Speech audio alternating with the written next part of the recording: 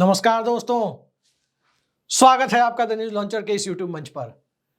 दोस्तों, महाराष्ट्र में देवेंद्र फडणवीस की तीसरी ताजपोशी होगी और तीसरी ताजपोशी के वक्त एनडीए के तमाम नेता मौजूद होंगे।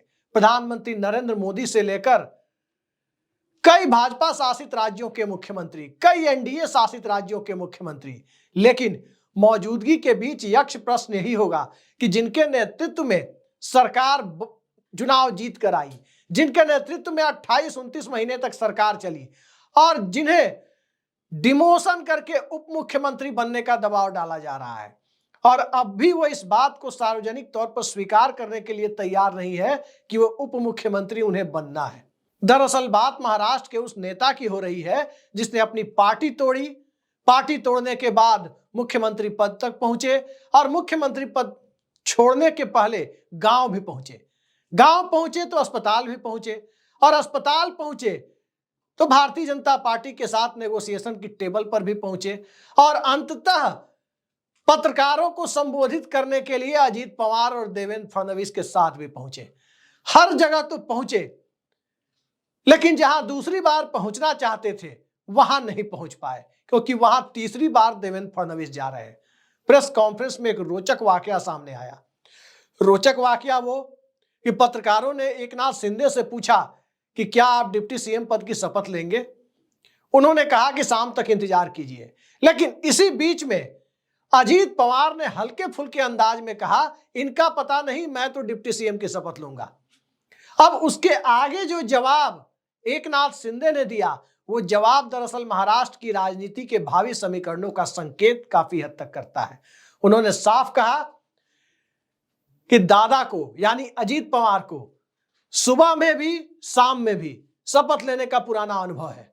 ये एक तंज था, एक ऐसा तंज जिस तंज ने 5 साल पुराने उस वाकये की याद दिला दी जब सुबह 5 बजे शपथ ग्रहण अचानक महाराष्ट्र में संपन्न हो गया था और देवेंद्र फडणवीस की सरकार में अजीत पवार डिप्टी सीएम बन गए थे। यह अलग बात है कि 80 घंटे में ही उस सरकार की विदाई भी हो गई थी और शाम में तो कई बार शपथ ली उन्होंने। लेकिन सवाल यह है कि जो 98 विधायक इन दोनों पार्टियों को मिलाकर जीत कर आए हैं, 57 अजीत पवार, 57 एकनाथ शिंदे की शिवसेना के और 41 अजीत पवार की एनसीपी के, मंत्री पद इन्हें सिर्फ 22 ही मिल रहा है। 11-11 दोनों को मिलने की चर्चाएं हैं कि आधा आधा मिलेगा, या फिर एक को 12, एक को 9, 11-10, या फिर एक को 12 और एक को 9, इस तरह की चर्चा है। अब क्या इनके विधायक जो 98 विधायक हैं, क्या वो 21 मंत्री पद से संतुष्ट हो जाएंगे? पिछली बार तो मुख्यमंत्री का पद था, अजीत पवार आए तब तक बहुत देर भी हो चुकी थी और सामने चुनाव भी था, तो सबको उतने दिनों तक खींच करके ले जाने में आसानी हुई। अब जो परिस्थितियां हैं, 5 साल की विधानसभा है, अजीत पवार के पास कोई शरद पवार जैसा करिश्मा नहीं है, एकनाथ शिंदे के पास कोई उद्धव ठाकरे या बाला साहब ठाकरे के परिवार की विरासत जैसी कुछ चीज नहीं है। उनके पास एक बगावती तेवर है, सत्ता के साथ बार्गेन करने की अद्भुत क्षमता है, और अजीत पवार के पास बार्गेन करने से ज्यादा बार्गेन होने की क्षमता उनकी कई बार प्रदर्शित हुई है। बार्गेन भी उन्होंने किया है अपनी पार्टी में, अपने परिवार में, तभी उन्हें डिप्टी सीएम की कुर्सी भी मिली थी। लेकिन वो साल दूसरा था, ये साल दूसरा है। अब उनके विधायक, इन दोनों के विधायक, इन दोनों नेताओं के साथ, यानी एकनाथ शिंदे के अलावा जो 56 विधायक हैं उनकी पार्टी के, वो 56 विधायक जिनकी लॉटरी मंत्री पद के लिए नहीं लगेगी, वो मंत्री पद की लॉटरी लगाने के लिए ज्यादातर लोग सामने आएंगे।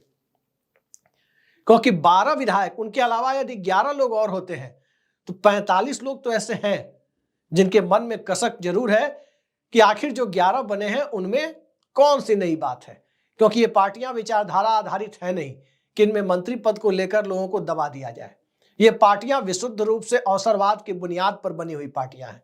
ठीक इसी तरीके से अजीत पवार की पार्टी है, शरद पवार के पास एक पार्टी है, शरद पवार की पार्टी का एक एजेंडा है, शरद पवार के पास एक व्यक्तित्व भी रहा है। महाराष्ट्र की राजनीति का सबसे बड़ा व्यक्तित्व वाई चौहान के बाद यदि कहा जाए तो शरद पवार का रहा है।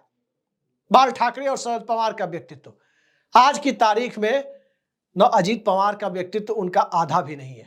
गठबंधन की सियासत और जिस तरह के खेल की चर्चा हो रही है, जिसके लिए मॉक पोलिंग से भी रोका जा रहा है। तो इन सब चीजों का योगदान स्थानीय लोगों की नजर में माने तो 41 सीटें इनको आई है, 133 सीटें भाजपा को आई है और 57 सीटें एकनाथ शिंदे को आई। खैर, हमारे पास कोई प्रमाण नहीं है तो हम मान लेते हैं कि स्वतंत्र और निष्पक्ष चुनाव, जब तक कोई इसके विरोध में प्रमाण नहीं देता तब तक के लिए स्वतंत्र और निष्पक्ष चुनाव मानने के लिए हमारी बाध्यता है, हम मान लेते हैं।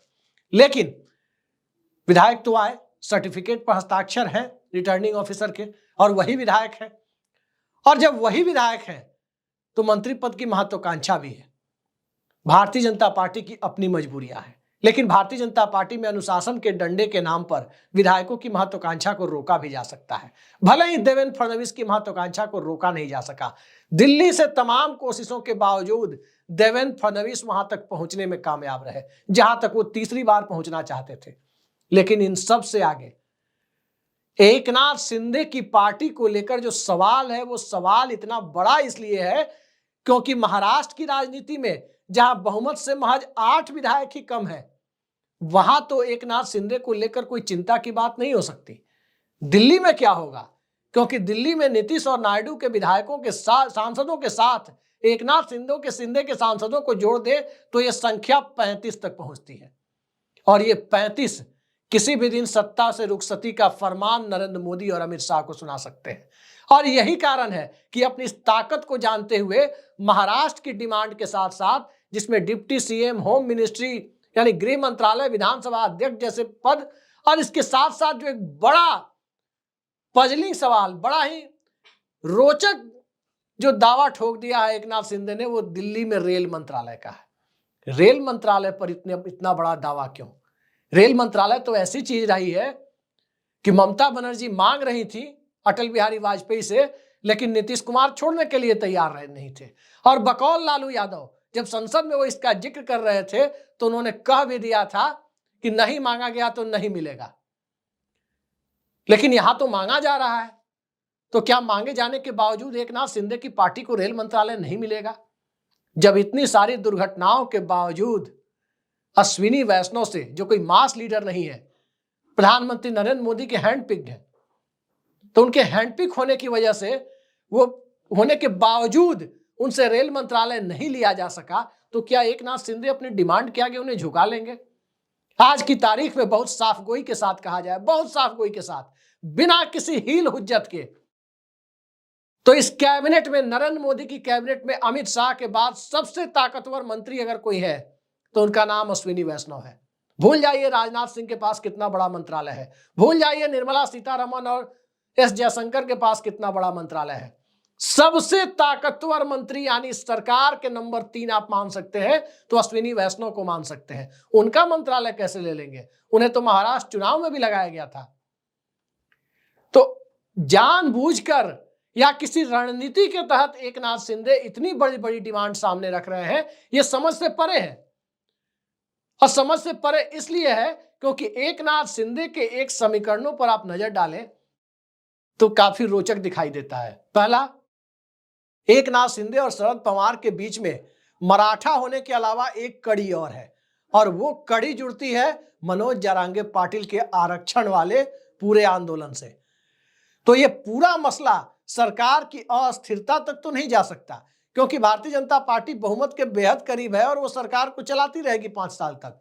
भले ही शिंदे और अजीत पवार भी अलग हो जाए, लेकिन तब भी सरकार की बहुमत को खतरा नहीं है। सवाल यह है कि महाराष्ट्र की राजनीति में जो नैरेटिव बिल्डअप होगा, जो नैरेटिव बनेगा और जो माहौल बनाएंगे एकनाथ शिंदे, दिल्ली में नरेंद्र मोदी की सरकार के लिए भी चुनौतियां बढ़ेंगी। और जिस तरह से आज मजाक मजाक में ही अजीत पवार के बारे में उन्होंने जो कहा, अजीत पवार की मौजूदगी में पत्रकार तो ठहाके लगा रहे थे, खुद अजीत पवार भी ठहाके लगा रहे थे, देवेंद्र फडणवीस भी ठहाके लगा रहे थे, लेकिन देवेंद्र के ऊपर बैठे हुए नरेंद्र यानी नरेंद्र मोदी ये देख करके, ये क्लिप देखकर ठहाके लगा रहे होंगे? कतई नहीं। इस बात को स्वीकार नहीं किया जा सकता कि दिल्ली की सत्ता एकनाथ शिंदे के इस तंज पर ठहाके लगा रही होगी, क्योंकि इस तंज के गहरे निहितार्थ है। निहितार्थ ये है कि शपथ लेने के अनुभव को क्या एकनाथ शिंदे साझा करना चाहते हैं? क्या ये कॉपीराइट अकेले उन्हीं के पास नहीं रहने देना चाहते जो बार बार डिप्टी सीएम बन रहे हैं? वैसे इस देश में एक नेता और भी है, एक दूसरे राज्य में है, जो बार बार सीएम पद की शपथ लेते हैं, लेकिन अजीत पवार के अलावा एकनाथ शिंदे के लिए एक बिल्कुल नया और अनूठा अनुभव होगा कि सत्ता के शीर्ष पर बैठने के बाद देवेंद्र फडणवीस के मातहत काम करना और अपनी इच्छा के बावजूद बीमार पड़ गए, गांव चले गए, इन सब के बावजूद उन्हें वो डिजायर्ड, वो इच्छित पद नहीं मिल सका जिस पद पर वो पिछले 28-29 महीने से विराजमान थे। लेकिन ये होता है, कभी किसी को मुकम्मल जहां नहीं मिलता, कभी जमीन तो कभी आसमान नहीं मिलता। लेकिन जो विधायक उनके जीत कर आए हैं, 98 में से 96 विधायक अजीत पवार और एकनाथ शिंदे को छोड़कर जो 96 विधायक इन दोनों पार्टियों को है, क्या इन्हें सत्ता की जमी या सत्ता की आसमां दोनों में से कुछ मिलेगा, या ये दोनों के बीच में अनंत काल, अनादि काल तक 5 साल तक बस सिर्फ माननीय विधायक बनकर झूमते रहेंगे?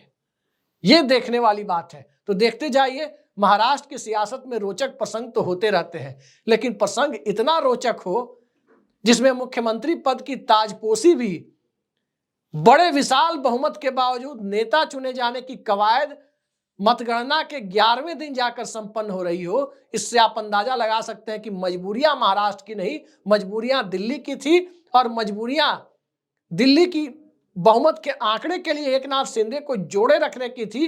तो इनसे कहीं आगे जाकर एक भारतीय जनता पार्टी के अंदर खेमा ऐसा भी है जो नरेंद्र के बाद देवेंद्र, इस शब्द से ही, इस संभावना से ही उसकी राजनीतिक जमीन थरथराने लगती है। लेकिन दिल्ली में नरेंद्र, मुंबई में देवेंद्र, तो दिल्ली मुंबई के बीच नितिन गडकरी ने एक्सप्रेसवे भी बनवा दिया है, अभी काम चल रहा है। और जब एक्सप्रेसवे का काम पूरा हो जाएगा तो उस एक्सप्रेसवे से क्या पहला काफिला देवेंद्र फडणवीस का ही दिल्ली के लिए निकलेगा, या दिल्ली जाने के क्रम में बीच में अहमदाबाद भी आएगा, गांधीनगर भी आएगा, तो गांधीनगर के सांसद का काफिला निकलेगा, या फिर जहां एक्सप्रेसवे पहले बन चुका है दिल्ली से लखनऊ के बीच, तो लखनऊ से भी भगवा काफिला दिल्ली के लिए निकलेगा। इंतजार कीजिए 2027 के बाद की परिस्थितियों का। भारतीय जनता पार्टी के अंदर किस रोचक जंग में विधायकों की समस्या अपनी जरूर हो, हील हुज्जत के बाद होने वाली ताजपोशी या उसके पीछे की मंशा अब कुछ दिनों में आगे चलकर सब आपको स्पष्ट रूप से दिखाई देने लगेगी। फिलहाल के लिए इतना ही। नमस्कार।